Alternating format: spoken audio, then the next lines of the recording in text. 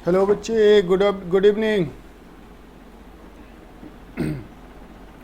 तो टेस्ट का आपका आंसर भेज दिया था मैंने, तो आप लोगों ने देख लिया होगा और वेरीफाई कर लिया होगा। मैं भी आज चेक कर लूँगा, जिन लोगों ने आंसर भेजा है उनका आंसर मैं भी आज चेक कर लूँगा। उसमें अगर किसी को कोई डाउट्स वगैरह है, किसी क्वेश्चन में नहीं आता है, तो उसको देख सकते हैं।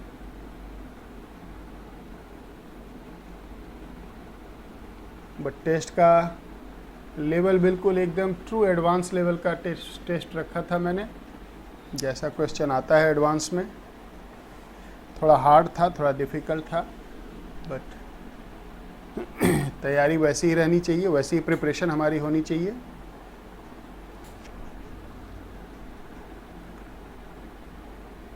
तो हम कर रहे थे एल्डिहाइड कीटोन, आज उसको कंप्लीट करेंगे। कल थोड़ा मेरा क्लास काफ़ी ज़्यादा था, इसलिए थोड़ा सा कल वाली क्लास को मैंने ड्रॉप कर दिया। और आप लोगों का भी कल ढेर सारा टेस्ट वगैरह था, ऑल इंडिया टेस्ट वगैरह दे रहे थे आप। मेकअप करेंगे इसको, टाइम तो बड़ा लिमिटेड है, बट कोशिश करेंगे उसको मेकअप करने का किसी दिन।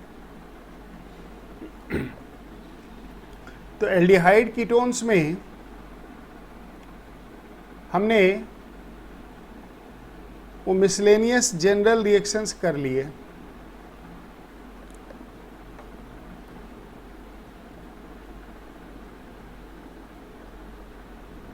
एल्डिहाइड्स एंड कीटोन्स में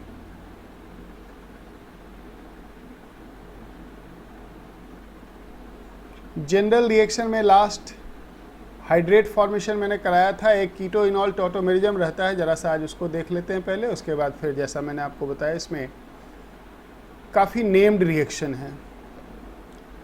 तो ज़रा सा आज पहले कीटो इनॉल टॉटोमेरिज्म को देख लेते हैं। कीटो इनॉल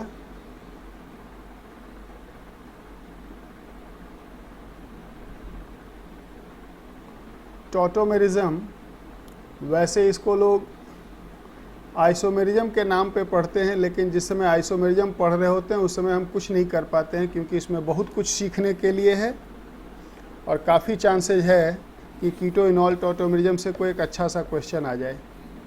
इसमें बहुत स्कोप है क्वेश्चन का। तो ज़रा इसको देखेंगे डेप्थ में जाके कि क्या है कीटो इनॉल टॉटोमेरिज्म और क्या क्या इससे पॉसिबिलिटी बनते हैं। बेसिक्स क्या है पहले। Carbonyl compound containing alpha hydrogen. Carbonyl compounds means aldehyde ketone containing an alpha hydrogen remain in dynamic equilibrium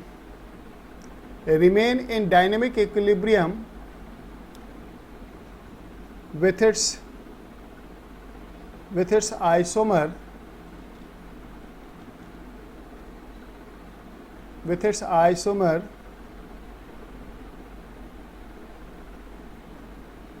like this,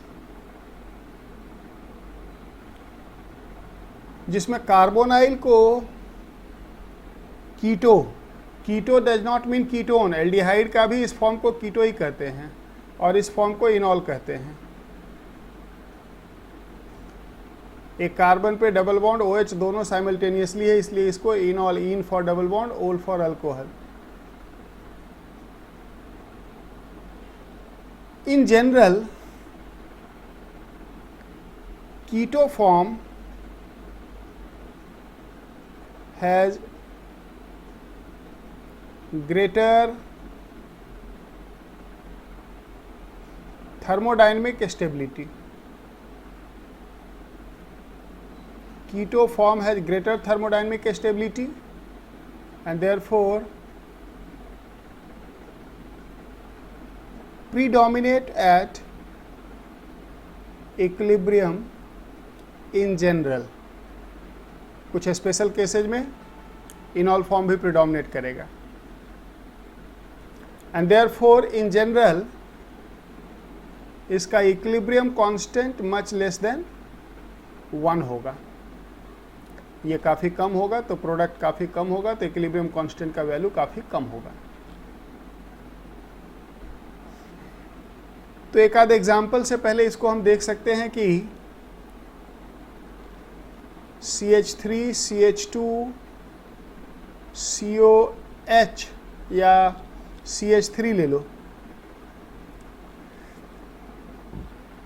अगर ऐसे ही एक सिंपल सा क्वेश्चन आपसे पूछे कि इसके कुल कितने इनॉल टॉटोमर, अच्छा इसमें इसको आइसोमर ना बोल के इसको टॉटोमर्स कहते हैं क्योंकि ये डायनेमिक इक्विलिब्रियम में है। It is an example of dynamic isomerism. अगर कोई आपसे पूछे कि इसके कुल कितने इनॉल टॉटोमर एग्जिस्ट करेंगे, तो जितने भी डिफरेंट टाइप के अल्फा हाइड्रोजन हैं हर जगह से इनॉल बनाना है। और इसमें अगर हम देखें तो यहाँ भी अल्फा हाइड्रोजन है और यहाँ भी अल्फा हाइड्रोजन है, और इसलिए इसके दोनों साइड से इनॉल बनेंगे। अगर टर्मिनल साइड से हम बनाते हैं इसका इनॉल तो CH3 CH2 COH double bond CH2 एक इनॉल ये हो जाएगा। लेकिन अगर यहाँ से इंटरनल साइड से बनाते हैं तो CH3 CH double bond COH CH3। और अगर नंबर ऑफ इनॉल टॉटोमर्स पूछा जाए तो इसको 2 काउंट करेंगे 1 + 1, क्योंकि इसमें डबल बॉन्ड पे आप देख सकते हो ज्योमेट्रिकल आइसोमेरिज्म होगा। किसी भी डबली बॉन्डेड कार्बन पे 2 आइडेंटिकल ग्रुप नहीं है। HOH सेम साइड हो सकता है, HOH अपोजिट साइड हो सकता है। तो यहाँ से इसमें ज्योमेट्रिकल आइसोमेरिज्म भी हो जाएगा, और इसलिए जब इसको काउंट करेंगे तो कहेंगे कि 3 इनॉल टॉटोमर्स इसके एग्जिस्ट करेंगे।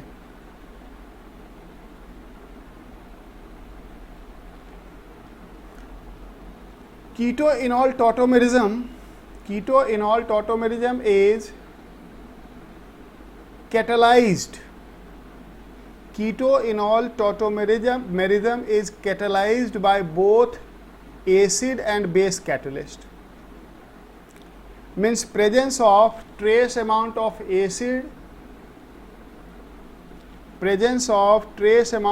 acid, or base catalyzes tautomerism.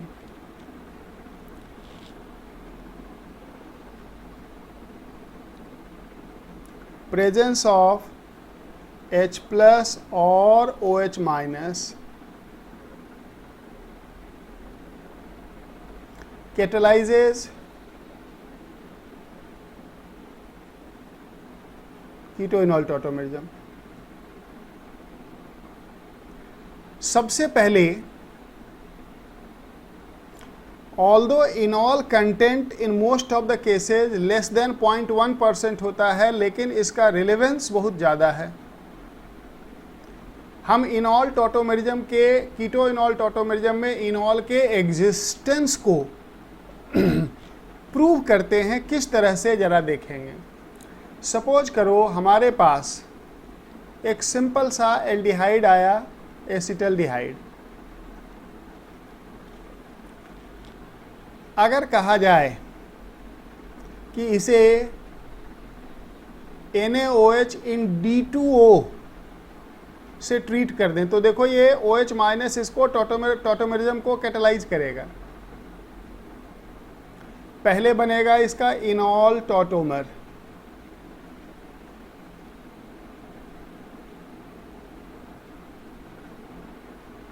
और ये इनॉल जब वापस कीटो बनाएगा, क्योंकि प्रीडोमिनेंटली तो कीटो एग्जिस्ट करेगा, जब वापस कीटो बनाएगा तो किस तरह से जरा देखना ये कीटो बनाता है। मैकेनिज्म को थोड़ा मैं कंडेंस कर रहा हूँ यहाँ पे, अदरवाइज इन सब में बहुत बड़े बड़े मैकेनिज्म हैं। जब वापस हम कीटो बनाते हैं तो ये होता है। तो यहाँ से ये CH2 minus C double bond OH plus OH, और अब ये सॉल्वेंट से H प्लस लेता है। फिलहाल D2 है तो D2O है तो D प्लस लेगा, और ये बन जाएगा DHH C double bond O minus H plus भी हो जाएगा ऊपर से, H, गया हाइड्रोजन, आया ड्यूटेरियम। ये तो रैपिड टू एंड फ्रो करता रहेगा। फिर ये जब इनॉल बनाएगा तो इस बार जाने में ये H+ जाएगा, क्योंकि CH bond is weaker then CD bond. ये फिर से इनॉल बनाएगा और इनॉल बनाने में हाइड्रोजन जाएगा, लेकिन जब फिर वापस कीटो बनेगा तो ड्यूटेरियम आएगा।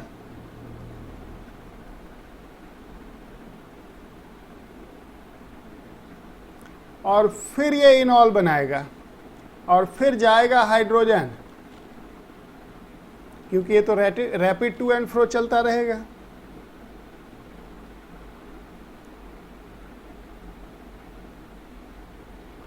और जब ये फिर वापस कीटो बनाएगा तो ड्यूटेरियम आएगा। तो अल्टीमेटली क्या होगा कि अगर कोई alpha hydrogen containing aldehyde ketone को डाइल्यूट एसिड और बेस के साथ D2O में डिसॉल्व करोगे तो जितने भी अल्फा हाइड्रोजन होंगे ग्रेजुअली सभी ड्यूटेरियम से रिप्लेस हो जाएंगे। अल्फा पोजीशन वाला केवल रिप्लेस होगा। अल्फा पोजीशन पे हाइड्रोजन का सब्स्टिट्यूशन इनॉल के एग्जिस्टेंस को प्रूव करता है कि इनॉल एग्जिस्ट करता है। अगर ये एग्जिस्ट नहीं करे तो इनका बनना संभव नहीं है।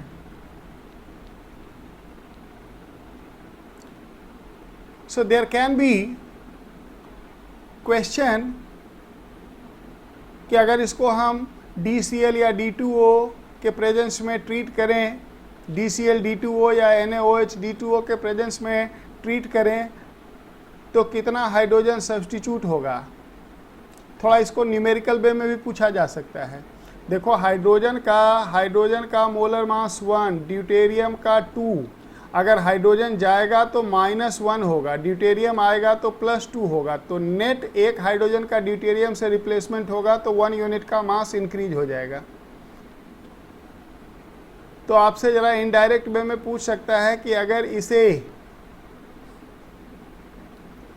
D2O के साथ ट्रीट करें इन प्रेजेंस ऑफ H+ और OH- तो मास गेन कितना होगा। तो जितना अल्फा हाइड्रोजन होगा उतना ही मास गेन होगा, क्योंकि एक अल्फा हाइड्रोजन का सब्स्टिट्यूशन से 1 यूनिट का मास इंक्रीज होगा। तो अगर 3 अल्फा हाइड्रोजन है तो यहाँ पे गेन्स 3 ग्राम मास पर मोल। जितने अल्फा हाइड्रोजन होंगे वो सभी सब्स्टिट्यूट हो जा सकते हैं। तो ये एग्जिस्टेंस ऑफ इनॉल को एस्टेब्लिश करता है। अब आ जाओ relative इनॉल content at equilibrium, that is the most important thing. Relative इनॉल content at equilibrium. इसमें बड़ा कन्फ्यूजन है। पीछे भी मैंने जब आपको एल्डिहाइड कीटोन पढ़ाया था तो वहाँ पे एक पॉइंट बताया था कि यूजुअली सब लोग गलत बता देते हैं, और आपको भी गलत ही बताया गया था। मैंने उस समय ठीक करवाया था, पता नहीं आपको याद है या नहीं। अगर हम कोई एक एल्डिहाइड लेते हैं, सपोज करो CH3COH, और इसका अगर हम इनॉल बनाते हैं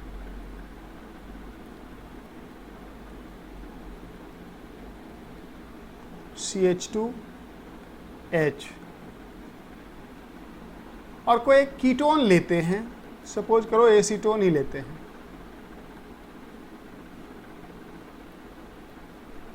और अगर इसका हम इनॉल बनाते हैं तो इसका इनॉल ये हो जाएगा। इनॉल में डबल बॉन्ड है, तो जनता क्या करती है दुनिया में, इनॉल की स्टेबिलिटी को एल्कीन के स्टेबिलिटी से कोरिलेट कर देती है, ये गलत है। More substituted alkenes are more stable, और उस सेंस में तो ये ज़्यादा स्टेबल होना चाहिए क्योंकि इस पर एक अल्काइल सब्स्टिट्यूएंट है जो यहाँ नहीं है, ऐसा नहीं है। अगर हम इसको 1 और इसको 2 कहें तो at same temperature 1 is greater than 2।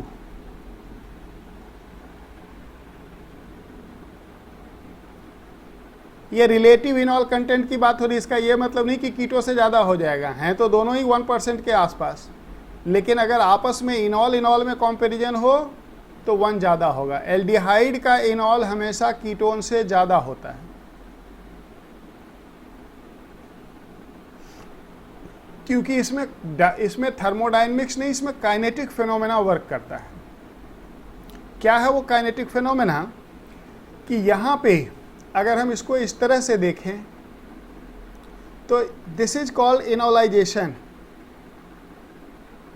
और यहाँ पे कीटोन में जब इनॉलाइजेशन होगा तो दूसरे साइड से जो हाइड्रोजन होगा उसका हाइपर कॉन्जुगेशन उसको रेसिस्ट करता है, रोकता है, इनॉलाइजेशन नहीं होने देता। यानी कि इस कार्बोनाइल का हाइपर कॉन्जुगेशन दोनों साइड से होता तो कार्बोनाइल के हाइपर कॉन्जुगेशन एबिलिटी शेयर हो जाते हैं, और इसलिए ये टॉटोमेराइज नहीं करता उतना इफेक्टिवली जितना इफेक्टिवली ये करता है। And that will be case between all set of aldehyde ketone, क्योंकि एल्डिहाइड में इधर हाइड्रोजन होगा, कीटोन में इधर आर ग्रुप होगा, और आर ग्रुप रोकेगा टॉटोमेरिज्म को। इसलिए याद रखेंगे आज से कि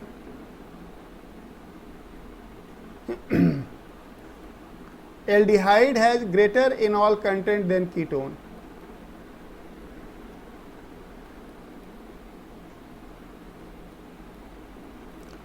ये तो एक बात हो गई, लेकिन ये बड़ी काम की बात है, ये 1-2 पॉइंट इसमें ध्यान से देखना। लेकिन अगर हम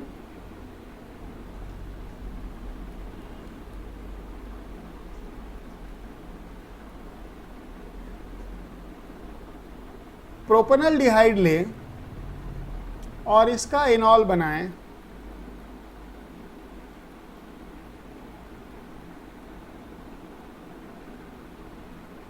और इसको 3 कह लें, तो 1 और 3 में 3 ज़्यादा होगा।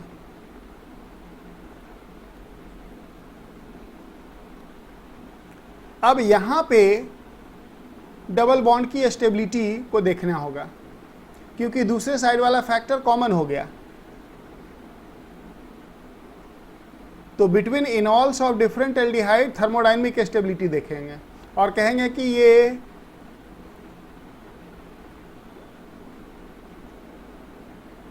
मोर सब्स्टिट्यूटेड है than 1, hence more stable.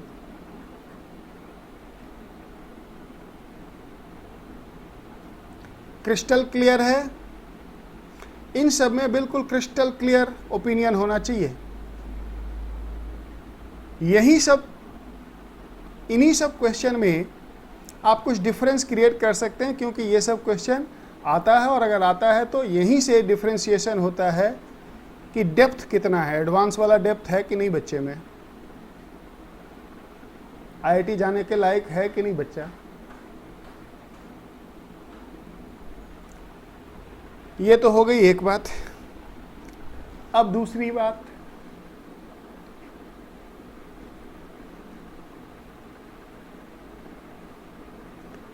Conjugation. Conjugation increases stability and इनॉल content. इनॉल का स्टेबिलिटी बढ़ेगा, इसलिए इनॉल कंटेंट बढ़ेगा, मतलब परसेंटेज इनॉल का बढ़ेगा। एक एग्जांपल लो,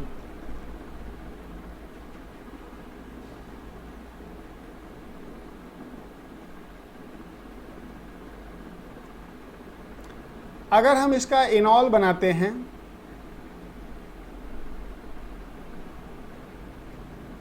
अगर इसका हम इनॉल बनाते हैं तो इसका ये होगा इनॉल।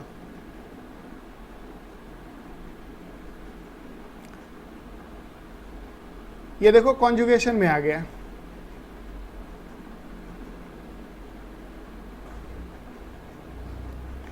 तो कॉन्जुगेशन अगर इस तरह का होता है तो इनॉल कंटेंट, इनॉल का परसेंटेज काफ़ी बढ़ जाता है। मेरे शब्दों पे ध्यान देना, काफ़ी बढ़ जाता है। किसके कंपैरिजन में? इनके कंपैरिजन में। ये सब जो इनॉल हैं, ये सभी they are all less than even 0.1%। इस 0.1 के कंपैरिजन में बढ़ जाता है इनका proportion.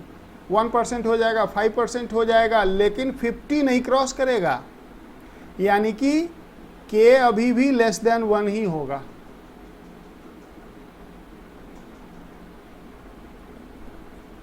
Still enol is less than कीटो।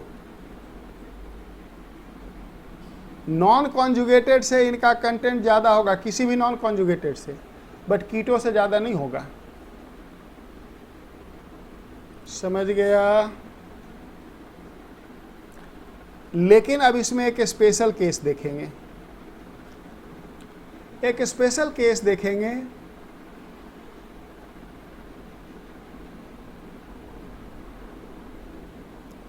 इसे कहते हैं 1,3-डाइकार्बोनाइल।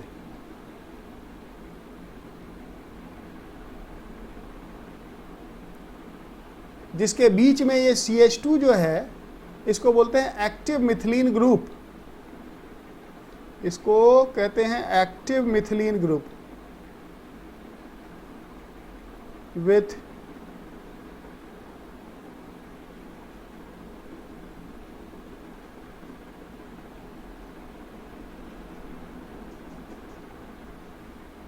वो मिथिलीन, CH2 को मिथिलीन कहा जाता है। वो मिथिलीन जो दोनों साइड से कार्बोनाइल से सराउंडेड हो।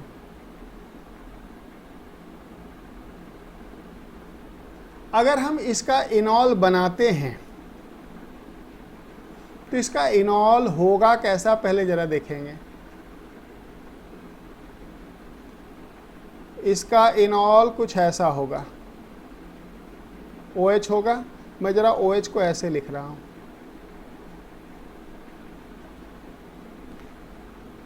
इस इनॉल में दो बातें आ गई।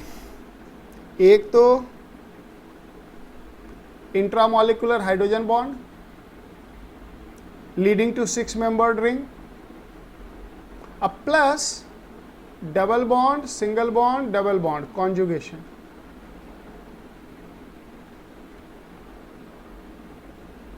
कॉन्जुगेशन कॉन्जुगेशन भी स्टेबिलिटी बढ़ा रहा है, इंट्रामॉलिक्यूलर हाइड्रोजन बॉन्डिंग भी स्टेबिलिटी बढ़ा रहा है, और ये दोनों मिलके अब इसकी स्टेबिलिटी को इतना कर देगा कि ये ग्रेटर देन 50% हो जाएगा। यानी कि इसका इक्विलिब्रियम कांस्टेंट अब ग्रेटर देन 1 हो जाएगा। ये सब सीधा सीधा क्वेश्चन पूछा जा सकता है। Which has enol content greater than keto form? For which of the carbonyl equilibrium constant of keto-enol tautomerism is greater than 1? ये क्वेश्चन आ रखा है, फिर आ सकता है।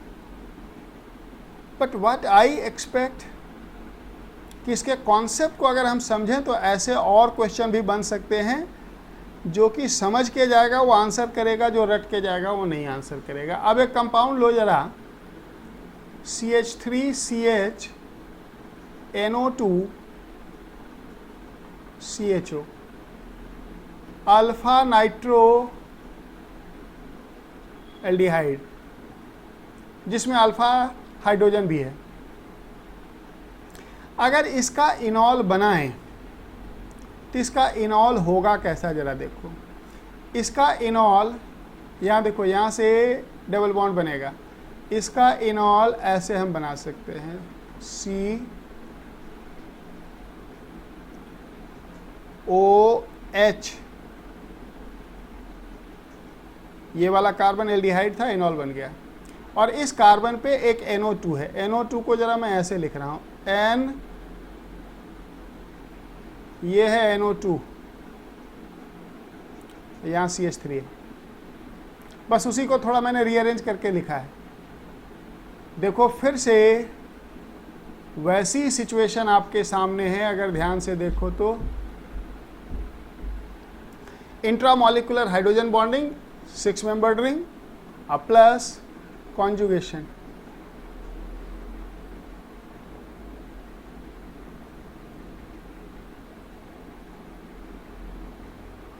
फिर से इसका कंटेंट ग्रेटर देन 50% हो जाएगा। तो ये कॉन्सेप्ट मैंने आपको बताया कि अल्फा पोजीशन पे कार्बोनाइल ही नहीं, अल्फा पोजीशन पे नाइट्रो हो, अल्फा पोजीशन पे साइनाइड ग्रुप आ जाए, ये सब इनॉल कंटेंट को बढ़ाता है और 50% से ज़्यादा इनॉल कंटेंट हो जाता है।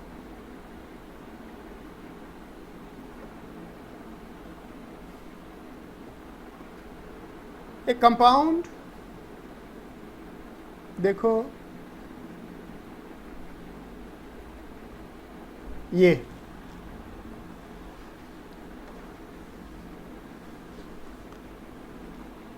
अगर हम इसका यहां से इनॉलाइजेशन कर दें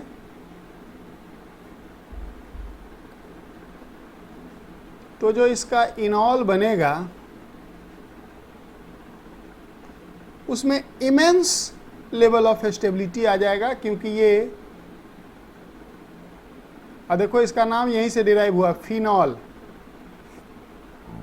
ये इनॉल है इसका, और इसमें आपको पता है कि कितना स्टेबिलिटी होता है, ये एरोमेटिक हो गया, और ये इनॉल लगभग 100% एग्जिस्ट करता है।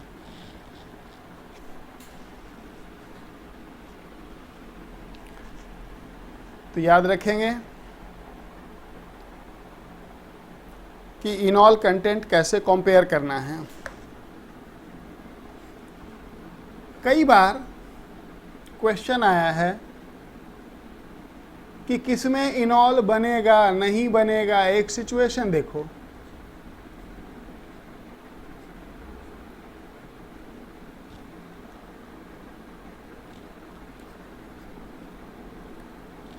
पहले इसको देखो, ये कार्बोनाइल कंपाउंड है, इसमें अल्फा हाइड्रोजन भी है।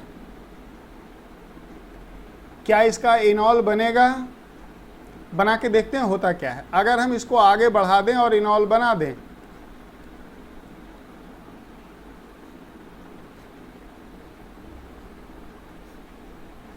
तो इसका इनॉल कुछ ऐसा बन जाएगा।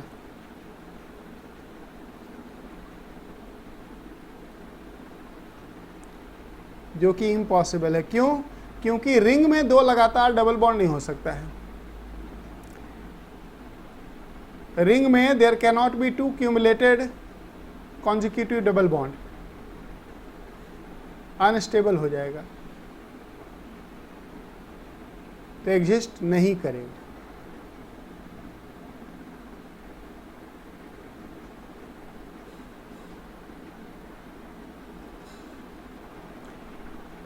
अब जरा एक सिचुएशन लो,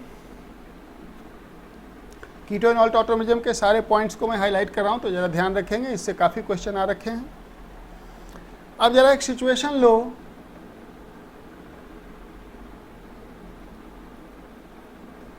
CH3 CH double bond CH COH, alpha hydrogen है।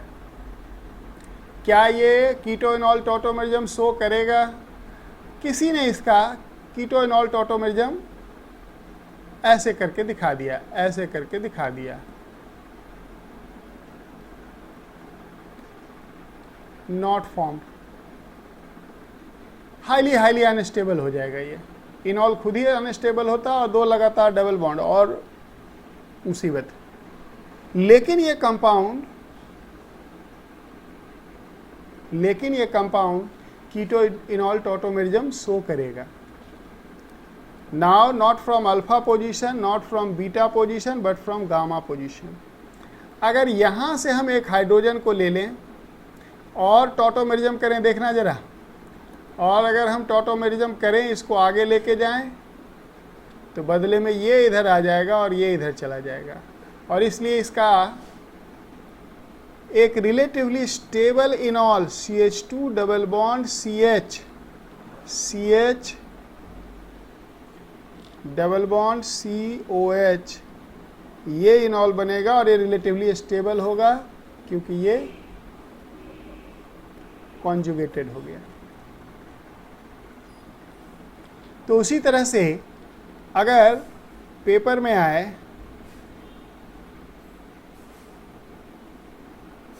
कि कौन इनॉल बनाएगा, इनॉल की स्टेबिलिटी कहाँ होगी, ये कंपाउंड अगर हमें दिख जाए,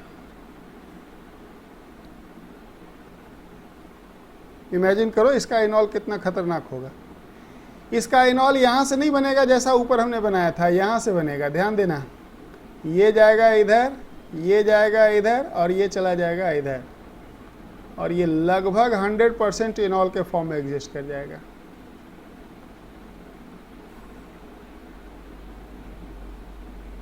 कुछ वैसे ही जैसे कि ऊपर फिनॉल वाला केस था। तो अगर अल्फा बीटा पोजीशन पे डबल बॉन्ड है और गामा पोजीशन पे अल्फा हाइड्रोजन है, तो इनॉल वहां से भी बन सकता है। तो ये सब पॉइंट्स हैं कीटो इनॉल टॉटोमेरिज्म में। अब एक जरा आखिरी पॉइंट इसमें सुन लो।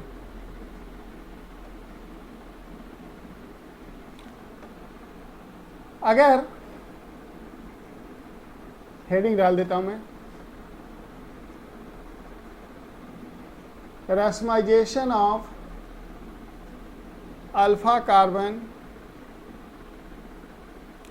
Via enol. अगर कोई कंपाउंड है, कार्बोनाइल कंपाउंड, जिसका अल्फा कार्बन कायरल है,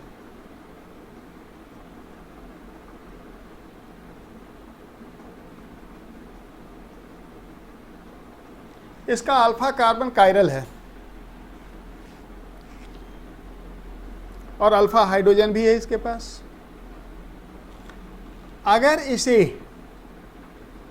trace amount of dilute base या डाइल्यूट एसिड के साथ ट्रीट कर दें,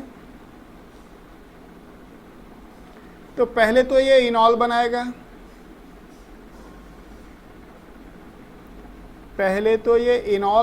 और इनॉल बनाते ही कायरलिटी चली गई।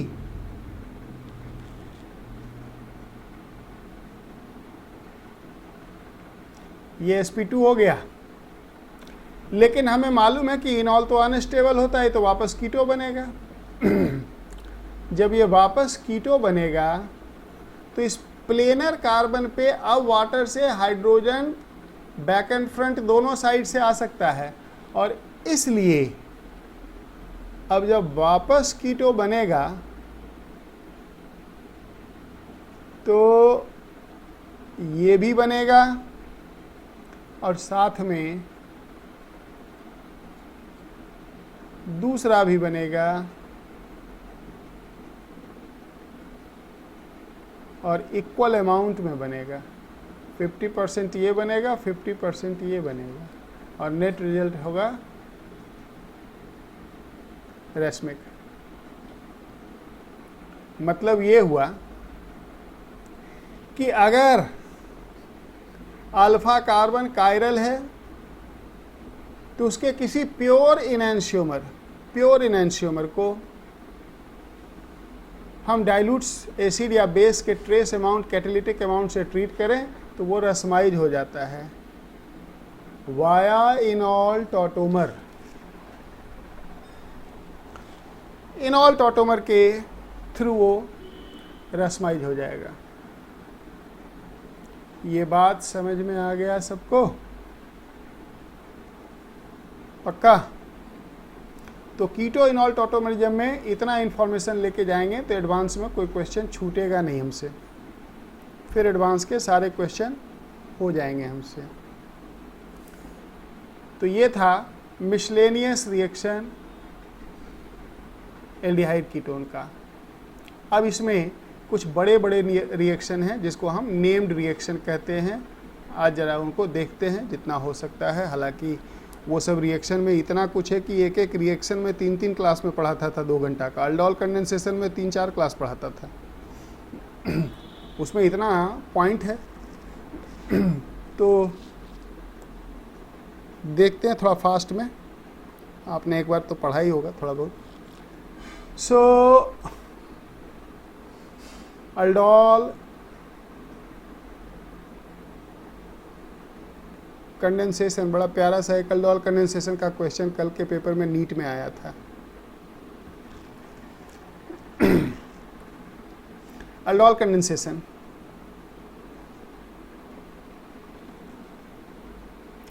एक पॉइंट जरा सुन लो, बड़ा काम का छूट गया, ऊपर जरा सा सुन लो, जस्ट एक मिनट।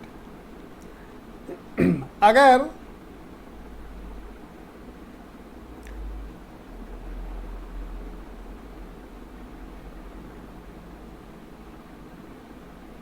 एस्टर हो, देखने में लग रहा है ये भी कार्बोनाइल जैसा, और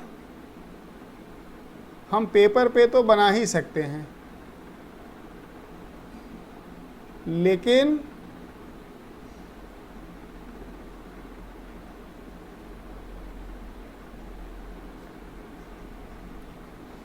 ester, acid, anhydride, amide, acid chloride, इन सब का कीटोइनॉल टॉटोमेरिज्म नहीं होता। क्यों नहीं होता? अभी मैंने आपको बताया कि इनॉल का फॉर्मेशन काइनेटिक फेनोमेना से कंट्रोल होता। तो अगर सिंपल हाइपर कॉन्जुगेशन रोक सकता है तो आपको दिख ही रहा है ये कितना रोकेगा। जो थोड़ा बहुत बनने का इच्छा होगा वो भी ख़त्म हो जाएगा। और इसलिए एसिड एंड डेरिवेटिव टॉटोमेरिज्म नहीं शो करता, कीटोइनॉल टॉटोमेरिज्म नहीं शो करता। तो कहीं आ जाए तो इन सबको नेगेटिव लिस्ट में रखेंगे। They do not show कीटोइनॉल tautomerism.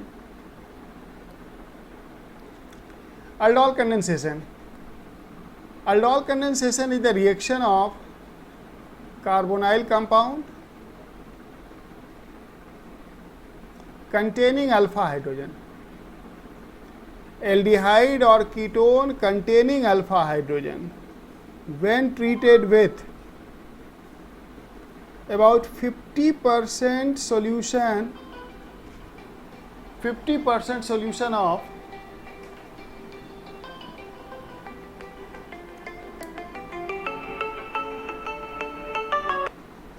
Hello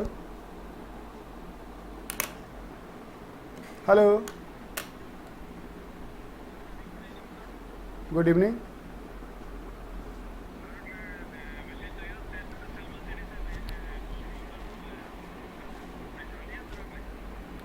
कौन बोले? कहाँ?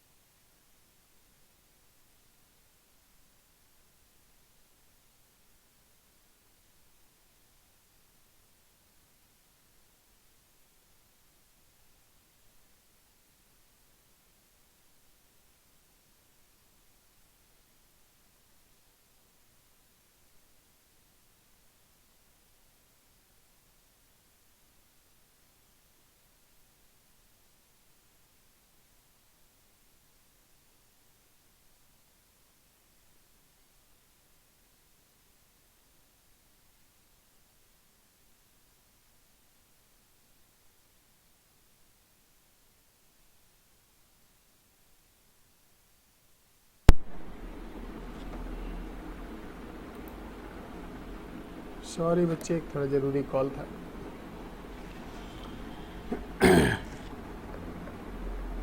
तो अल्डोल कंडेंसेशन में अगर हम इसे 50% सोल्यूशन ऑफ NaOH और concentrated sulphuric acid, aldol condensation acidic basic दोनों मीडियम में होता है, अगर ट्रीट करते हैं तो कंडेंसेशन के थ्रू यहाँ पे बीटा हाइड्रोक्सी एल्डिहाइड या कीटोन प्रोड्यूस होता है। लेकिन अल्डोल कंडेंसेशन में आप प्रोडक्ट बिना मैकेनिज्म के नहीं बता सकते हैं, इसमें मैकेनिज्म के थ्रू ही प्रोडक्ट बता सकते हैं। बस केवल एक आइडिया रख सकते हैं कि प्रोडक्ट जो है वो बीटा हाइड्रोक्सी होना जरूरी है। तो एक कंपाउंड लेते हैं और देखते हैं कि पहले हम बनाते कैसे हैं सिंपल अल्डोल, फिर उसमें दुनिया भर के पॉइंट्स हैं, उसको देखना पड़ेगा। सपोज करो हम लेते हैं CH3 CH2 CHO और इसे हम NaOH सॉल्यूशन से ट्रीट कर देते हैं, 50% NaOH सॉल्यूशन से ट्रीट कर देते हैं। सबसे पहले बेस, अगर हम बेस कैटलाइज, ज़्यादातर बेस कैटलाइज ही पूछा जाता है, बेस के साथ ट्रीट करते हैं तो बेस अल्फा पोजीशन से एक H+ लेता है और बनाएगा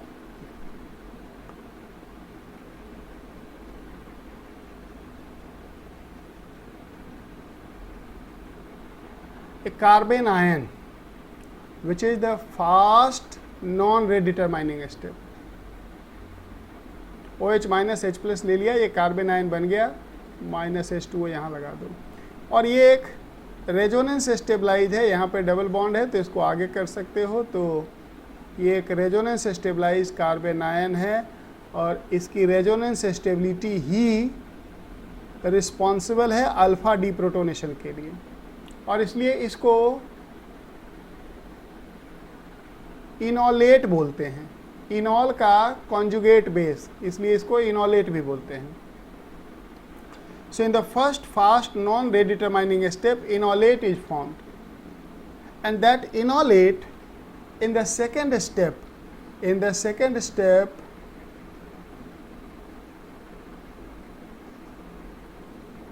attack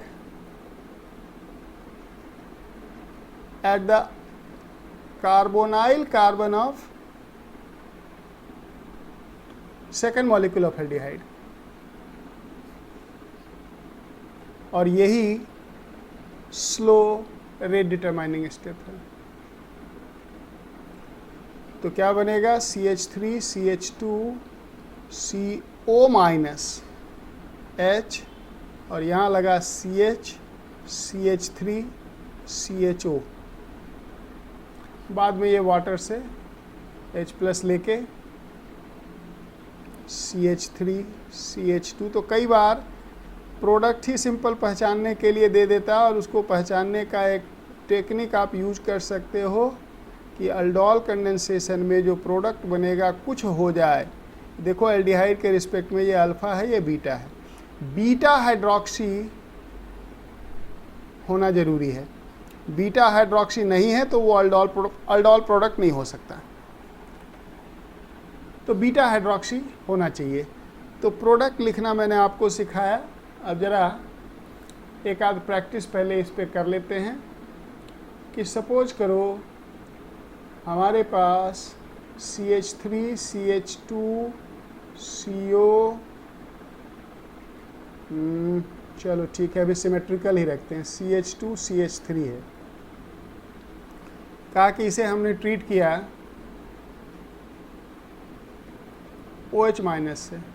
अच्छा याद रखना, कई बार थोड़ा कन्फ्यूजन के लिए ऐसे दे देता है Na2CO3 एक्वस सॉल्यूशन। याद रखना ये भी अल्डोल करवा देता है, ये भी ऑलमोस्ट स्ट्रॉन्ग बेस जैसा बिहेव करता है। सोडियम कार्बोनेट का सॉल्यूशन बेसिक सॉल्ट है और काफ़ी बेसिक होता है, तो अल्डोल में ये भी चल जाता है।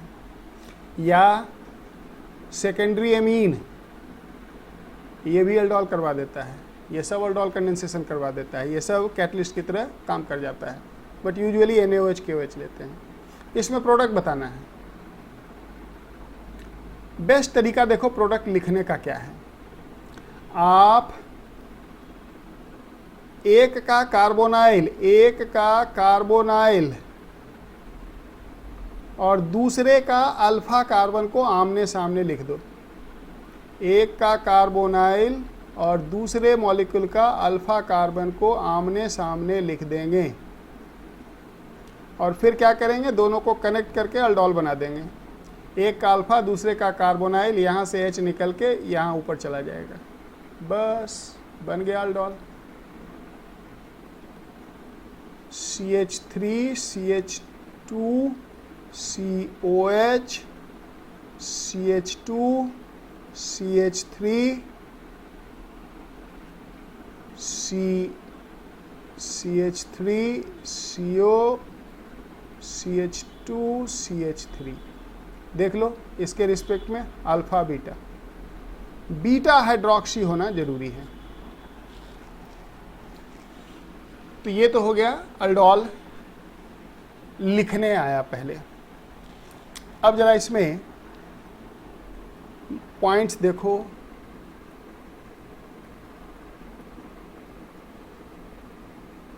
Dehydration of aldol. अगर अल्डोल कंडेंसेशन हाई टेम्परेचर पे करवाते हैं, 100 डिग्री सेल्सियस पे करवाते हैं, तो अल्डोल बनने के बाद डिहाइड्रेट हो जाएगा, या फिर अल्डोल कंडेंसेशन करवा के उसको फिर आप डाइल्यूट एसिड से ट्रीट कर दें, एसिड कैटालाइज डिहाइड्रेशन हो जाएगा। So if aldol is heated और treated with H2SO4,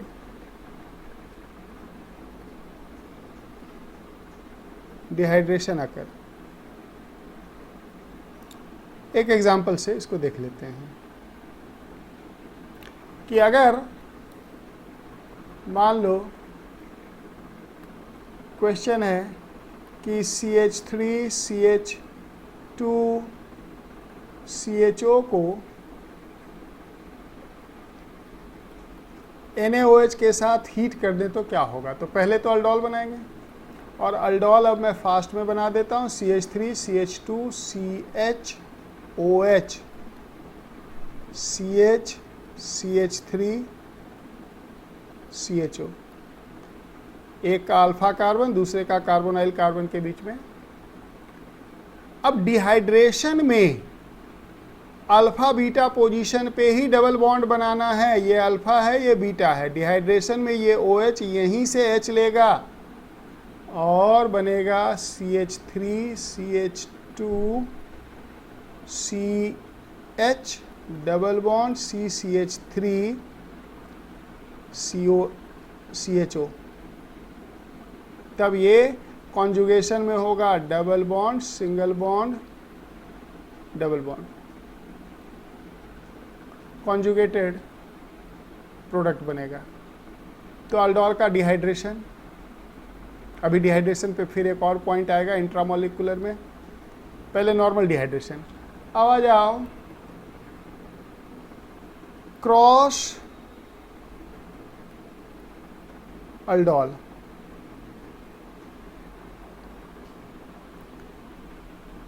aldol condensation between different carbonyl compounds. अगर हम दो एल्डिहाइड लेते हैं, मान लो CH3 CHO and CH3 CH2 CHO, दो मिक्स्ड एल्डिहाइड लेके और कहें कि इसको ट्रीट कर दो NaOH से, टोटल 4 अल्डोल बनेगा। इन दोनों के पास है अल्फा हाइड्रोजन, और इसलिए ये दोनों से कार्बन आयन बन सकता है, और दोनों से अगर कार्बन आयन बनेगा, दोनों के कार्बोनाइल पे न्यूक्लियोफिलिक अटैक हो सकता है।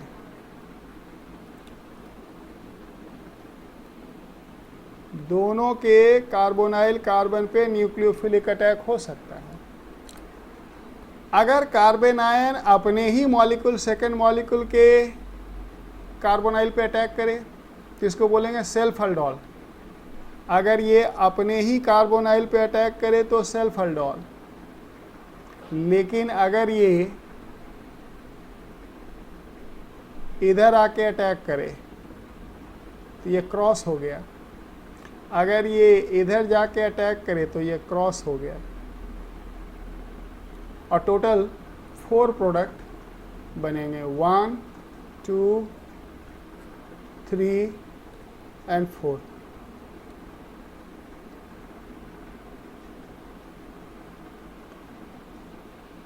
रिएक्टिविटी डिपेंड्स ऑन, रिएक्टिविटी अब आ रहे हैं हम, reactivity depends on the ease of nucleophilic addition at carbonyl carbon, ease of nucleophilic addition at carbonyl carbon. और इसलिए मोस्ट सुटेबल न्यूक्लियोफिलिक अटैक 1 है, क्योंकि 1 में a smaller nucleophile, nucleophilicity alkyl halide में आपको बताया था मैंने कि न्यूक्लियोफिलिसिटी काइनेटिक प्रॉपर्टी है, कौन फास्ट अटैक करेगा। तो 1 में ये मोर न्यूक्लियोफिलिक है स्मॉलर साइज का होने के वजह से, और यहाँ लेस स्टेरिक हिंड्रेंस है, मिथाइल है, और इसलिए मोस्ट सुटेबल 1 होगा और यही सबसे ज़्यादा बनेगा। CH3 OH CH CH2 CHO ये 1 से बनेगा और यही मैक्सिमम बनेगा। ये न्यूक्लियोफाइल वीक है, यहाँ स्टेरिक हिंड्रेंस ज़्यादा है, और इसलिए थर्ड नहीं, ये सेकंड वाला मिनिमम बनेगा। CH3 CH2 OH CH CH3 CHO ये मिनिमम बनेगा। यानी कि मैक्सिमम और मिनिमम दोनों सेल्फ कंडेंसेशन ही है, बीच में आ जाएगा क्रॉस कंडेंसेशन। और क्रॉस कंडेंसेशन में देखना है steric hindrance at the carbonyl carbon, उसको प्रेफरेंस देना है, नहीं तो कंफ्यूजन हो सकता है। अगर हम देखें इसका अटैक यहाँ पे तो कहेंगे न्यूक्लियोफाइल स्ट्रांग है लेकिन स्टेरिक हिंड्रेंस ज़्यादा है। अगर हम ये वाला देखें 4 वाला तो कहेंगे न्यूक्लियोफाइल वीक है लेकिन स्टेरिक हिंड्रेंस कम है, स्टेरिक हिंड्रेंस को प्रायोरिटी जाएगी, यानी कि 4 ज़्यादा बनेगा थोड़ा, किससे, थर्ड से 4 ज़्यादा बनेगा। तो steric hindrance at carbonyl carbon is given preference in cross aldol। और इसलिए अब प्रोडक्ट आप बना लेना, सिर्फ मैं लिख दे रहा हूँ यहाँ पे, जो 4 प्रोडक्ट होगा वो ज़्यादा होगा कंपेयर टू थर्ड। सबसे ज़्यादा होगा 1, फिर आएगा 2, फिर आएगा 4, फिर आएगा 3।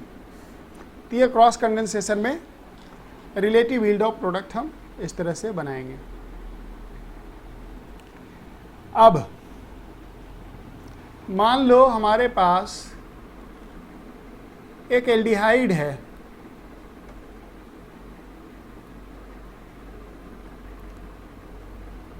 और एक कीटोन है। एक बात याद रखना कि ketone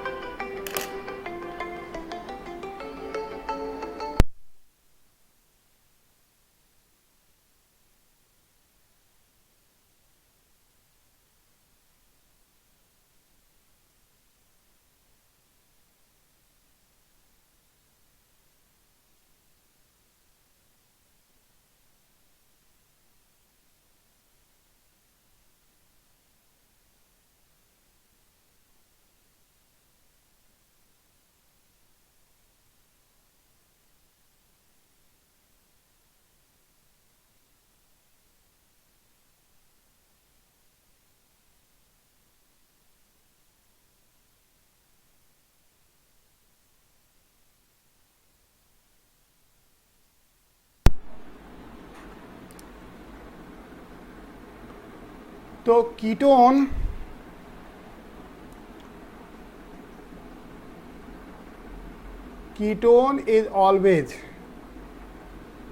is always less reactive than aldehyde. क्यों?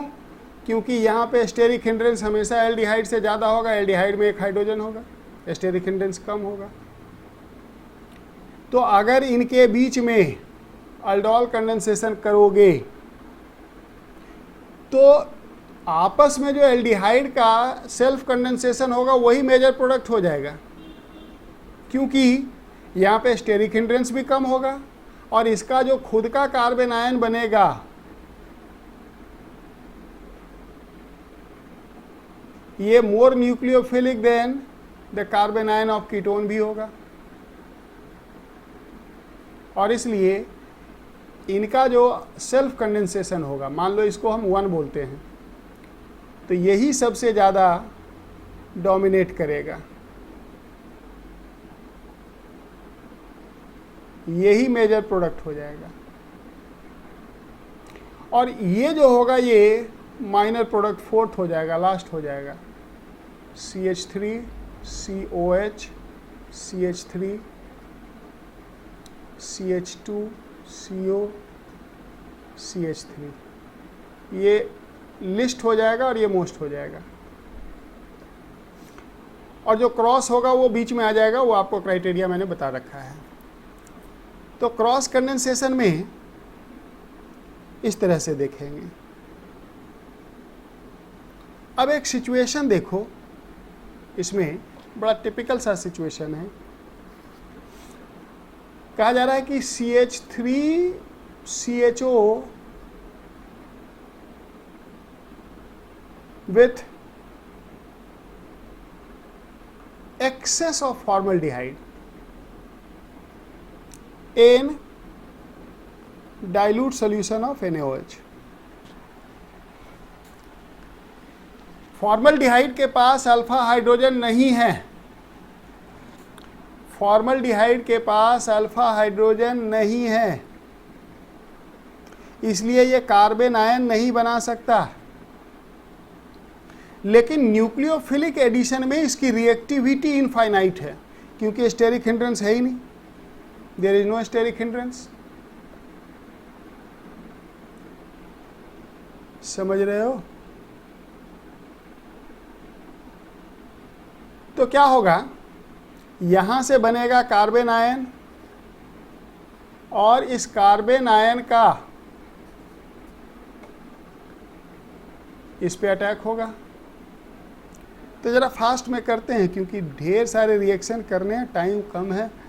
तो क्या होगा, अब देखना, HCOH H और यहाँ लग जाएगा CH2 CHO, कार्बन आयन इसका बना, अटैक किया फॉर्मल्डिहाइड पे। लेकिन हमने एक्सेस ऑफ फॉर्मल्डिहाइड लिया है, फॉर्मल्डिहाइड की रिएक्टिविटी बहुत ज़्यादा, यहाँ पे अभी और अल्फा हाइड्रोजन है जो इनोलेट बना सकता है, और यहाँ से एक H+ निकाल के कार्बन आयन बनाएंगे और फिर उसका फॉर्मल्डिहाइड पे न्यूक्लियोफिलिक अटैक होगा और इस कार्बन पे फिर एक CH2OH ऐसा ही लग जाएगा। कैसा? यहाँ रह जाएगा CH CH2OH CH2OH और CHO। ये देखो इस पे लगते जा रहा है CH2OH। एक और हाइड्रोजन है यहाँ पे, अभी ये फिर कार्बन आयन बना के फिर फॉर्मल्डिहाइड पे अटैक करेगा और फाइनली इस कार्बन पे CH2OH CH2OH CH2OH CHO यहाँ तक चला जाएगा। और मज़े की बात तो ये है, क्योंकि आप एडवांस के लिए पढ़ रहे हैं, पीछे आप कुछ पढ़ रखे हैं, आपको पता है कि यहाँ पे अगर डाइल्यूट के जगह कंसंट्रेटेड लिख दिया जाए तो ये जो काम हमने सिर्फ किया ये तो होगा ही होगा, और इसके बाद अब इसमें अल्फा हाइड्रोजन नहीं बचा, कंसंट्रेटेड NaOH अगर होगा तो अभी आगे कैनिजारो हो जाएगा, ये रिड्यूस हो जाएगा और एक फॉर्मल्डिहाइड ऑक्सीडाइज हो जाएगा, वो मैं आगे बताऊंगा। यानी कि ये अल्डोल प्लस कैनिजारो का कंबाइंड क्वेश्चन हो जाएगा। कुछ समझा मैंने क्या कहा? और कैनिजारो में रिएक्टिविटी अगर आपको याद होगा, फॉर्मल्डिहाइड ऑक्सीडाइज होता है और दूसरा रिड्यूस होता है, तो ये वाला पार्ट रिड्यूस होके ये भी CH2OH हो जाएगा, तो इस कार्बन पे 4 CH2OH हो जाएगा और एक फॉर्मल्डिहाइड फॉर्मिक एसिड बन जाएगा। क्या हमने किया? Aldol condensation, cross aldol condensation with formaldehyde as one of the aldehyde, other has alpha hydrogen.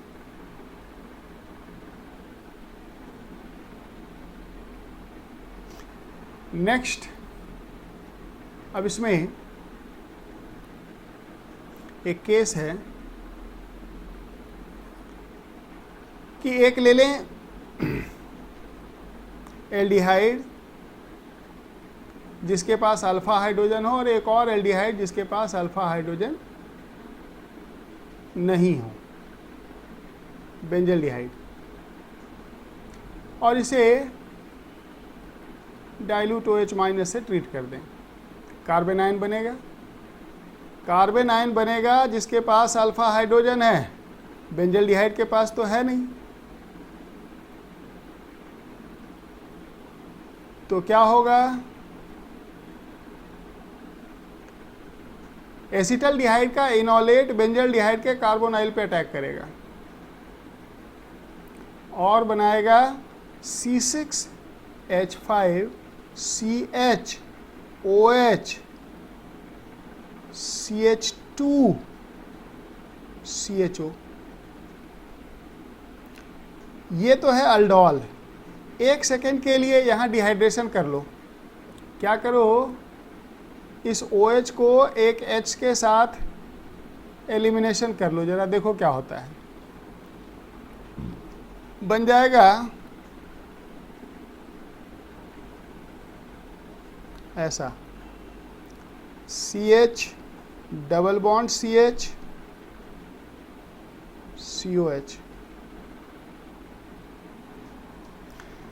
इस डिहाइड्रेशन प्रोडक्ट में ये डबल बॉन्ड एक्सटेंडेड कॉन्जुगेशन में आ गया। देखो इस पाई बॉन्ड के साथ double single double single double ring के साथ, इसको बोलते हैं एक्सटेंडेड कॉन्जुगेशन। तो अगर एक्सटेंडेड कॉन्जुगेशन में आ जाए तो ये डिहाइड्रेशन रूम टेम्परेचर पे हो जाता, अकर्स एट रूम टेम्परेचर, कोई हीट करने की ज़रूरत नहीं है। तो अगर बेंजल्डिहाइड के साथ क्रॉस अल्डोल हो रहा है तो ये प्रोडक्ट भी हाईली स्टेबल हो जाता है और रूम टेम्परेचर पे डिहाइड्रेशन, यानी आपको डिहाइड्रेशन प्रोडक्ट ही लिखना है। तो इसका एक और एग्जाम्पल हम ले सकते हैं कि सपोज करो हमें कहा गया कि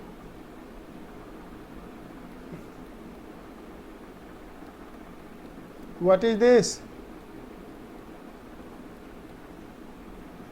एसीटोफिनोन। एसीटोफिनोन को एक्वस NaOH के साथ, डाइल्यूट NaOH के साथ ट्रीट करेंगे तो क्या होगा? देखो ये ऊपर जो किया उसका दोनों का कॉम्बिनेशन है। यहाँ से बनेगा कार्बन आयन C6H5COCH3, एक कार्बोनाइल और एक का कार्बन आयन लेंगे और यहाँ से इसका अटैक होके कुछ वैसी ही परिस्थिति होगी जो अभी हमने देखा, C6H5COH CH3 CH2CO C6H5। सबसे पहले तो देखो अल्फा बीटा, बीटा हाइड्रोक्सी जरूरी है, लेकिन ये फिर से डिहाइड्रेट होगा क्योंकि एक्सटेंडेड कॉन्जुगेशन में आ जाएगा और मेजर प्रोडक्ट यहाँ पे हम ये बताएंगे। ये डबल बॉन्ड इधर इस रिंग के साथ एक्सटेंडेड कॉन्जुगेशन में आ गया और इसलिए इस तरह से हम अल्डोल प्रोडक्ट बताएंगे। अब और एक एग्जांपल, एक सिचुएशन देखो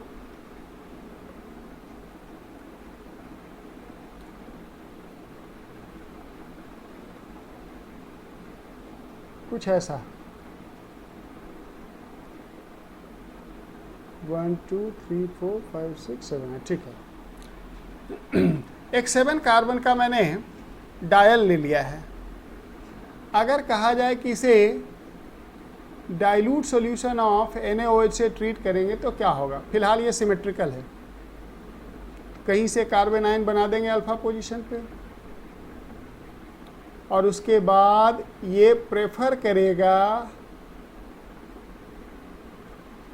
intramolecular nucleophilic addition, intramolecular nucleophilic addition, और यहां पे अटैक करके जरा विजुलाइज करो क्या होगा, देखना 1 2 3 4 5 6 का एक रिंग बनेगा, 6 मेंबर्ड एक रिंग बनेगा, बनने जा रहा है, जिसमें एक कार्बन जहां जुड़ा वहां पे OH लगेगा, और इस OH के रिस्पेक्ट में देखो, इस OH से ये वाला कार्बन डायरेक्टली कनेक्टेड है ऐसे, तो ये हो जाएगा अल्फा और ये हो जाएगा बीटा, अल्फा बीटा, बीटा पे, अरे अल्फा बीटा कहाँ चला गया, यहाँ पे ये ऐसे लगेगा। देखो इसके लिए ये हो गया अल्फा कार्बन, ये हो गया बीटा कार्बन, इसके लिए ये अल्फा कार्बन हो गया, तो अल्फा कार्बन पे CHO लगा होगा, ये बन गया अल्डोल। अगर इसका डिहाइड्रेशन कर दें तो बनेगा ऐसे,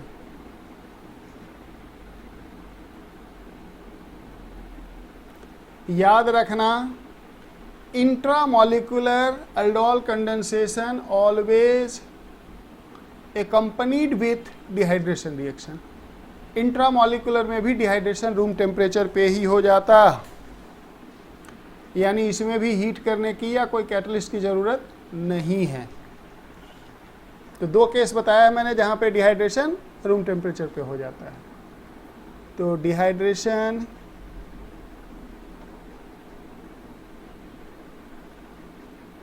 occurs at room temperature, ये एक हो गया।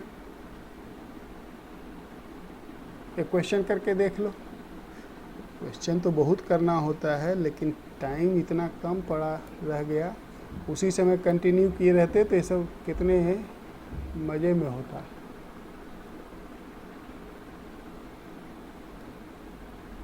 एक जरा क्वेश्चन करके देखो, इसमें सिंपल सा, ज़्यादा मुश्किल नहीं। कह रहा है कि एक हाइड्रोकार्बन है C6H10, जिसे हम ओजोन से ट्रीट करते हैं, फॉलोड बाय जिंक हाइड्रोलिसिस करते हैं, तो एक कंपाउंड बनता है B, जिसे NaOH के एक्वस सॉल्यूशन से, डाइल्यूट सॉल्यूशन से ट्रीट करते हैं, तो एक प्रोडक्ट बन जाता है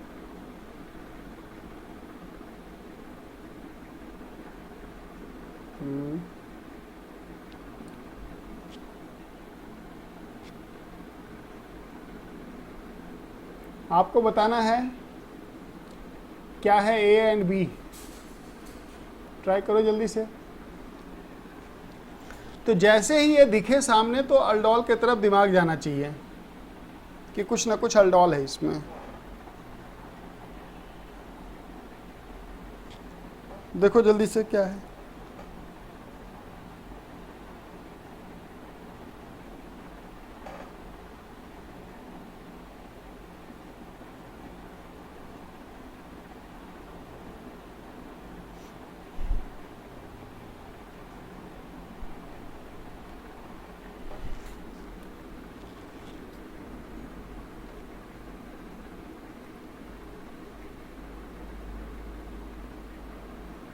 कर लिया?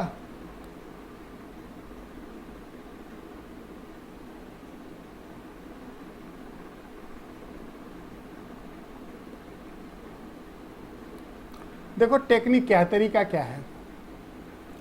ये कंपाउंड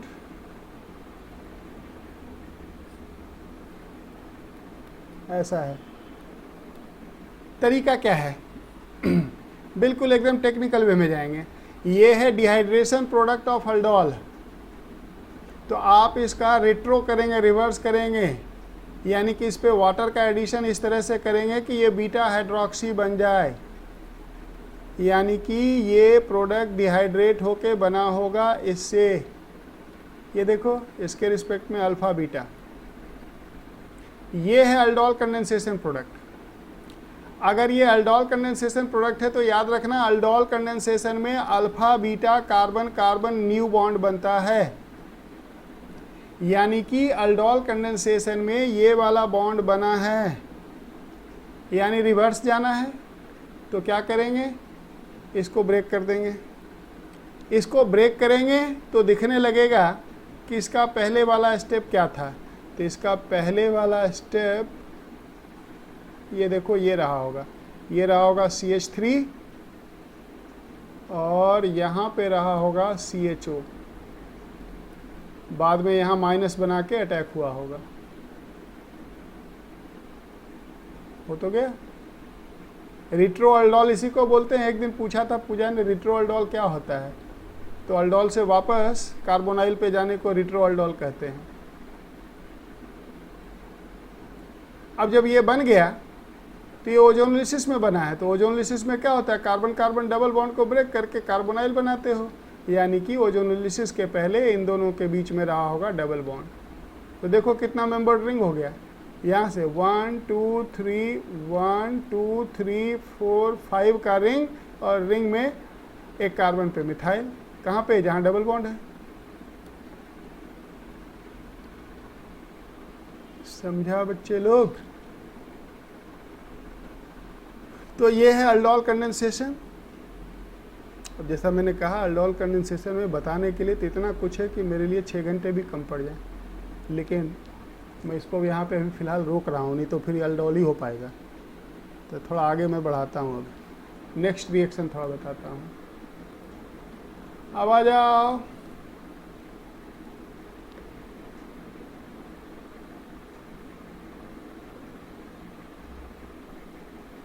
कैनिजारो रिएक्शन।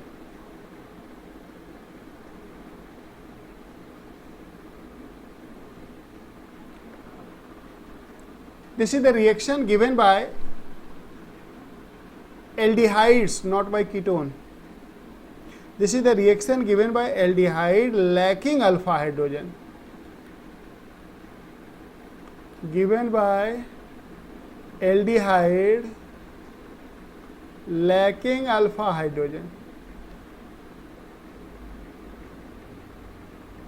अगर सबसे सिंपल एल्डिहाइड लें जिसके पास अल्फा हाइड्रोजन नहीं है और इसे कंसंट्रेटेड सॉल्यूशन, देखो यही फ़र्क है, वहाँ अल्फा हाइड्रोजन होना जरूरी है, यहाँ नहीं होना जरूरी है। वहाँ dilute solution of a strong base, यहाँ concentrated solution of a strong base. तो यहाँ पे फॉर्मल्डिहाइड का एक मॉलिक्यूल ऑक्सीडाइज होकर फॉर्मिक एसिड बनेगा, लेकिन बेसिक मीडियम होने के वजह से सॉल्ट लिखते हैं, और एक रिड्यूस होके अल्कोहल बन जाएगा।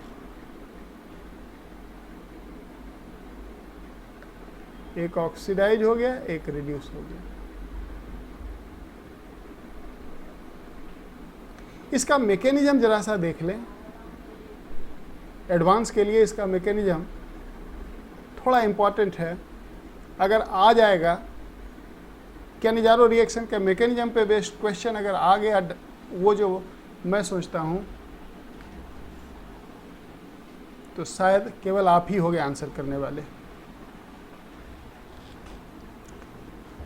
मैं हर साल बताता हूँ किसी न किसी साल आ जाएगा, क्योंकि हॉफमैन ब्रोमामाइड रिएक्शन के मैकेनिज्म पे क्वेश्चन कोई सोच नहीं सकता है, उसके रिएक्शन मैकेनिज्म के काइनेटिक्स पे क्वेश्चन आ रखा है, जाके 2006 के एडवांस का पेपर देखना। तो कब कौन आ जाएगा बता के थोड़े आता है, जरा सा इसका मैकेनिज्म देख लो। सबसे पहले aldehyde lacking alpha hydrogen undergo nucleophilic attack by hydroxide ion.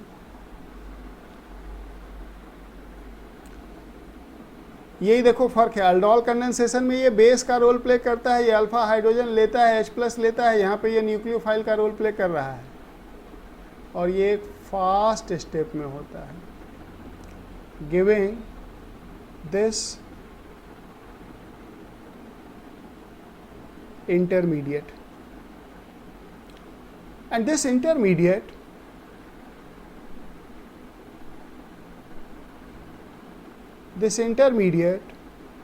in the second slow rate determining step undergo hydride transfer, H- transfer. जब H- ट्रांसफर होगा तो देखो क्या होगा, इधर बन जाएगा HC+O OH, और दूसरे साइड में HCHH, 2H पहले से था, एक और आ गया O-। मिथॉक्साइड एक बहुत ही स्ट्रॉन्ग बेस है, ये यहाँ से H+ ले लेगा और बना देगा HCO O- एंड CH3OH। तो अगर ये स्लो स्टेप है तो क्या चीज़ फेवर करेगा स्लो स्टेप को? It should be better hydride donor and it should be better hydride acceptor. एक बेटर हाइड्राइड डोनर होना चाहिए, एक बेटर हाइड्राइड एक्सेप्टर होना चाहिए।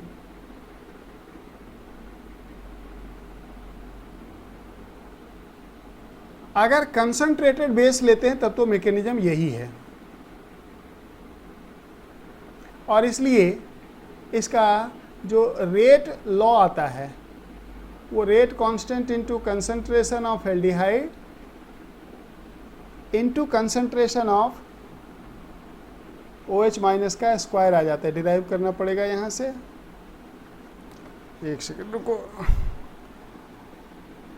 स्लो स्टेप, इसको निकालना पड़ेगा, तो इसको निकालने के लिए हाँ, ये एल्डिहाइड का स्क्वायर इनटू OH-, ये थर्ड ऑर्डर आ जाता है। डिराइव कर सकते हो, 2 स्टेप मैकेनिज्म है केमिकल काइनेटिक्स के कॉन्सेप्ट से। लेकिन if NaOH is highly concentrated, अगर ये हाईली कंसंट्रेटेड हो तो जो 1 हमने बनाया है, ये है 1, ये फर्दर एक और OH- के साथ रिएक्ट करता है, और ये OH- यहाँ से इस H+ को ले लेता है और बनाता है ये डायनायन 2, एंड देन ये 2 जो डायनायन बना, अब ये हाइड्राइड ट्रांसफर करता है दूसरे फॉर्मल्डिहाइड मॉलिक्यूल को। हाइड्राइड ट्रांसफर के लिए ड्राइविंग फोर्स क्या है? इस निगेटिव चार्ज का नीचे डिलोकलाइज होना। अब क्या होगा, दोनों साइड से फोर्स लगेगा, so better hydride donor than 1, dianion is always better hydride donor than 1। ये आ रखा है कौन बेटर हाइड्राइड डोनर है। और अगर ऐसा हुआ तो देखो एक और OH आ गया और ये भी रेट लॉ में आ जाता है। तो अब जो रेट लॉ होता है वो rate constant into concentration of aldehyde का square into concentration of OH- का स्क्वायर आ जाता है, 4th ऑर्डर हो जाता।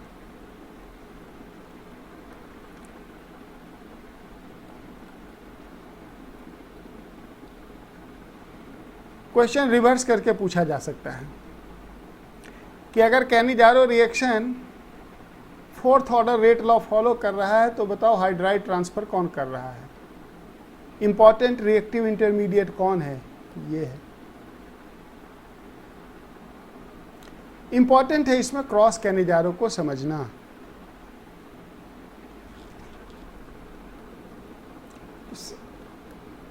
सेल्फ कैनिजारो में एक आध और एग्जांपल देख सकते हो, C6H5CHO बेंजल्डिहाइड, इसमें भी अल्फा हाइड्रोजन नहीं है।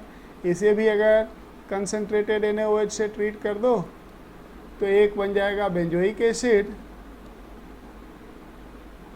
का सॉल्ट होगा और दूसरा होगा बेंजाइल अल्कोहल।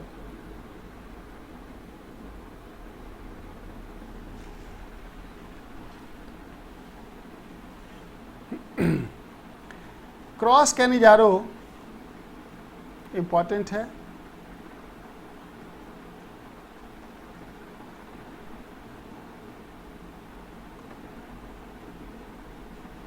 सपोज करो इसमें दो सिचुएशन है। क्रॉस कैनिजारो में एक मेंबर है फॉर्मल्डिहाइड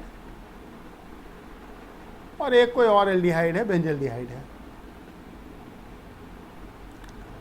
तो इसमें एक टिपिकल सा पॉइंट याद रखना है। इसे अगर कंसनट्रेटेड NaOH से ट्रीट करते हो तो इसमें फर्स्ट स्टेप ही इंपॉर्टेंट हो जाता है। फॉर्मल्डिहाइड की रिएक्टिविटी न्यूक्लियोफाइल के लिए बेंजल्डिहाइड से लाखों गुना ज़्यादा है और इसलिए भले ही फर्स्ट स्टेप फास्ट है लेकिन फॉर्मल्डिहाइड पूरा का पूरा यहाँ कन्वर्ट हो जाएगा। अब बेंजल्डिहाइड चुपचाप देखता रहेगा ये क्या हो गया। बेंजल्डिहाइड को मौका ही नहीं मिलेगा OH माइनस से रिएक्ट करने का, और जिस पे OH माइनस का न्यूक्लियोफिलिक अटैक होगा, ध्यान से सुनना, जिस पे OH माइनस का न्यूक्लियोफिलिक अटैक होगा वो आगे हाइड्राइड देगा यानी खुद ऑक्सीडाइज होगा, दूसरे को रिड्यूस करेगा। तो ये अब अगले स्टेप में हाइड्राइड देगा। किसे देगा? जो बैठ के अब तक देख रहा था बेंजल्डिहाइड को, और इसलिए बेंजल्डिहाइड रिड्यूस हो जाएगा और फॉर्मल्डिहाइड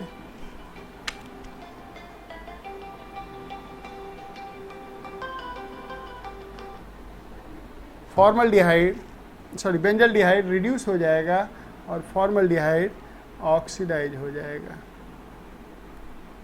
ये CH2OH बन जाएगा। तो याद रखना क्रॉस कैनिजारो में अगर एक एल्डिहाइड फॉर्मल्डिहाइड है तो हमेशा ऑक्सीडाइज होगा, दूसरा वाला रिड्यूस होगा, चाहे वो कोई भी हो। समझ गया? एक बार एक क्वेश्चन आया था, कई बार ऐसा क्वेश्चन है,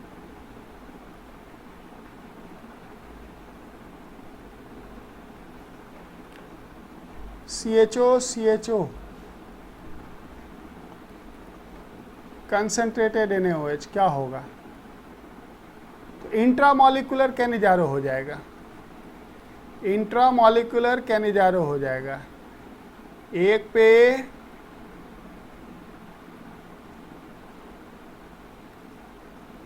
OH का अटैक होगा और फिर वो दूसरे को हाइड्राइड दे देगा और ये C⋅O OH acid and C, यहाँ पे देखो 2H आ जाएगा, CH2OH हो जाएगा। एक ऑक्सीडाइज हो गया, एक रिड्यूस हो गया। एक्सट्रीम कंडीशन अब देखो कि सपोज करो हमारे पास एक मिक्सचर है, दो एल्डिहाइड का,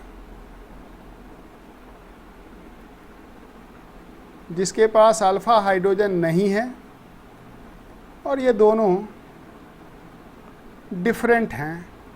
एक में स्ट्रॉन्ग इलेक्ट्रॉन विड्रॉइंग ग्रुप, एक में स्ट्रॉन्ग इलेक्ट्रॉन डोनेटिंग ग्रुप लगा है और कहा जा रहा है कि इसे कंसंट्रेटेड NaOH से ट्रीट करो। There will be cross Cannizzaro. कौन ऑक्सीडाइज होगा, कौन रिड्यूस होगा। अब देखो फर्स्ट स्टेप फास्ट स्टेप है, तो फॉर्मल्डिहाइड छोड़ के बाकी जगह पे वो स्टेप इंपॉर्टेंट नहीं है। अगर OH माइनस की रिएक्टिविटी हम देखें तो OH माइनस वहाँ अटैक करेगा जहाँ इलेक्ट्रॉन डेफिशिएंसी ज़्यादा होगा, और इसलिए लगता है कि OH माइनस का अटैक इस पे होना चाहिए, लेकिन वो तो फर्स्ट स्टेप है, फास्ट स्टेप है, वो इम्पॉर्टेंट नहीं है। इम्पॉर्टेंट है सेकेंड स्टेप, और सेकेंड स्टेप कहता है कि एक बेटर हाइड्राइड डोनर होना चाहिए और एक बेटर हाइड्राइड एक्सेप्टर होना चाहिए।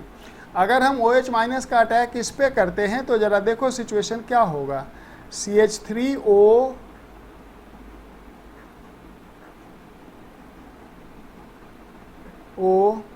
CO माइनस HOH, हमने OH माइनस को लेस इलेक्ट्रोफिलिक पे अटैक किया है, और हमने जहाँ पे OH माइनस का अटैक होता दिख रहा है वहाँ पे नहीं किया। OH माइनस के लिए ये ज़्यादा सूटेबल रिएजेंट है, ज़्यादा सूटेबल सबस्ट्रेट है, क्योंकि ये इलेक्ट्रॉन विड्रॉइंग ग्रुप लगा हुआ है। लेकिन सेकेंड स्टेप इम्पॉर्टेंट है। ये देखो मिथॉक्सी भी हेल्प करेगा H माइनस को निकलने में, और ये NO2 हेल्प करेगा H माइनस को लेने में। ये बेटर H माइनस एक्सेप्टर है, और ये बेटर H माइनस डोनर है। यानी कि जो इलेक्ट्रॉन रिच होगा वो ऑक्सीडाइज होगा, जो इलेक्ट्रॉन पुअर होगा वो रिड्यूस होगा। यानी कि ये CH3O ये दे देगा मेजर प्रोडक्ट,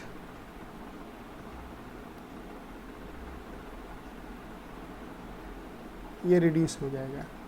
जबकि अगर OH माइनस अटैक को कोई देख ले तो उल्टा बता देगा, कहेगा OH माइनस इस पे अटैक करेगा ज़्यादा आसानी से और इसलिए ये ऑक्सीडाइज होगा, जबकि वो फर्स्ट और फास्ट स्टेप है, नॉन डिटरमाइनिंग स्टेप है। तो जो पीछे मैं आपको बता रहा था एक case CH3CHO with access of formaldehyde, अगर इसमें कंसंट्रेटेड NaOH ले लिया जाए तो पहले तो 3 बार अल्डोल होगा यहाँ से, और इसलिए इस CHO पे के अल्फा पे 3 बार CH2OH लग जाएगा।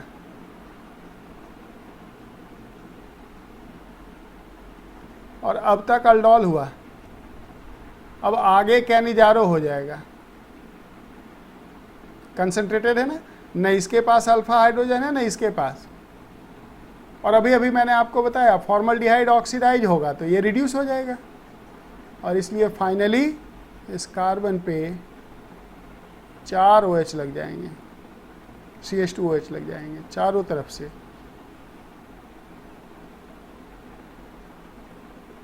और इधर ये फॉर्मिक एसिड बन जाएगा। तो ये सब कहानी है कैनिजारो रिएक्शन की, ठीक है ना। तो क्या करें, इतना कुछ है इसमें। एक और रिएक्शन जल्दी से आज बता के इसको बाइंड अप करता हूँ। एक रिएक्शन होता है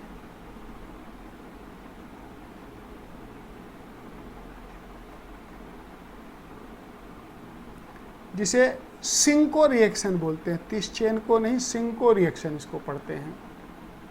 this is called Tishchenko reaction.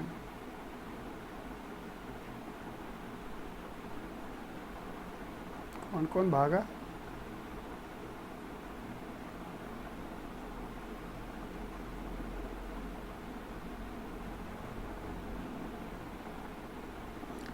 सिंको reaction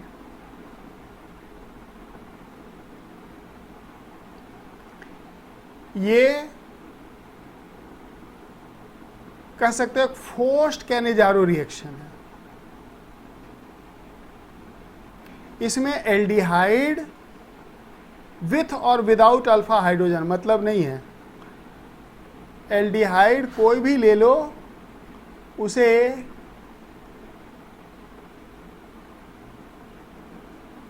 aluminium ethoxide के एक्वस सॉल्यूशन से ट्रीट करो तो क्या करना है सुनो। आपको इसका पहले कैनिजारो करना है, यानी कि एक मॉलिक्यूल को ऑक्सीडाइज कर देना है और दूसरे को रिड्यूस कर देना है। ये देखो मैंने एक को रिड्यूस कर दिया, एक को ऑक्सीडाइज कर दिया। अब फिर उसके बाद क्या करना है, इसकी एस्टेरिफिकेशन कर देनी है। तो ये हो जाएगा सिंको रिएक्शन का प्रोडक्ट। इसमें अल्फा हाइड्रोजन हो नहीं हो उससे कोई फर्क नहीं पड़ता है। चलो एक दो और रिएक्शन है, लेकिन अब आज रहने देता हूँ क्योंकि मेरी क्लास हो जाती है। फिर मेरी 8 बजे से लेकर 10 बजे तक अनअकैडमी पे क्लास है अभी। बड़ी हेक्टिक शेड्यूल हो जाती है, बट ठीक है करेंगे कैसे भी होगा। कल आपका टेस्ट भी है और कल टेस्ट में आपका 12th क्लास का पूरा फिजिकल केमिस्ट्री है। सिलेबस है ही आपके पास, वही टाइम रहेगा 3 से 5 2 घंटा। बाकी अपना ये क्लास होगा। दोनों टेस्ट का डाउट्स वगैरह कल हम थोड़ा बहुत डिस्कस कर सकते हैं। ठीक, और कोई सेवा? जल्दी बताओ। अनुज, कुछ कॉन्फिडेंस आ रहा है? बड़ा परेशान रहता है ऑर्गेनिक केमिस्ट्री को लेके। सर अब बन रहा है सर। बन रहा है ना? क्यों नहीं बनेगा? Yes sir. अब भी देखो फास्ट में भी मैं इतना डिटेल में करा रहा हूँ कि आप देखो तो ऑर्गेनिक केमिस्ट्री का क्वेश्चन पास्ट ईयर का जेई का होने लगेगा, या किसी टेस्ट वेस्ट का क्वेश्चन वगैरह ट्राई करो तो होने लगेगा। ऑर्गेनिक केमिस्ट्री में जस्ट एक कॉन्फिडेंस। ऑर्गेनिक केमिस्ट्री थोड़ा आराम से करने की चीज़ है। मैं चाहता तो था, लेकिन कुछ बीच बीच में ऐसे ऐसे वाक़या होते रहे कि वो मटेरियलाइज नहीं हो पाया। बट ठीक है, चलो जितना कर सकते हैं। तो बस अब जितना ज़्यादा से ज़्यादा हो, घर पे बैठ के सेल्फ स्टडी। इधर ज़्यादा पंडित ओझे के पास जाने की ज़रूरत नहीं है, इधर उधर घूमने की। बस घर पे बैठ के अपना सेल्फ स्टडी, और बाकी जो आपके अपने टीचर हैं जिनसे आपने पढ़ा है, वो जो आपको गाइड कर रहे हैं, उन पे भरोसा रखो तो अच्छा हो जाएगा। चलो ठीक है। So that's all for today. कल मिलते हैं फिर। Thank you. बंद कर रहा हूँ मैं इसको।